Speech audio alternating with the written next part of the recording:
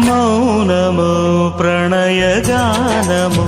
మనసుదానము తెలుసుకో నీవులు కలిసి నేనుగాలసి తోడుగా పిలిచి వలచాలే శిలలే చిగురించిన శిల్పం చెలిగా పిలిచే కనులే పండించిన స్వప్నం నిజమై నిలిచే నేడో మరునాడో మన మమతల చరితల మలుపు తెలుసుకోవా వసంతంలా వచ్చిపోవా ఇలా నిరీక్షించే